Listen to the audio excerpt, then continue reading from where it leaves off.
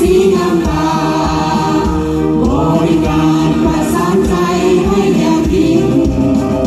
ดังยาดินแสนประเสริฐเลิศล้ำล้าโรงเรียนรู้ผู้เลิศล้ำน้ำปัญญาพัฒนาสงฆ์สามน้ำอย่างไทยเรารักษาศาสนาพระมหากษัตริย์เรายืนหยัดผู้เคียงกันไม่หวั่นไหวการศึกษารำความทองต้องเรียนไกลแผ่นดินไทยได้สุขสันต์นิรันดรท่านผู้มีเกียรติท่านผู้ปกครองนี่คือมันเป็น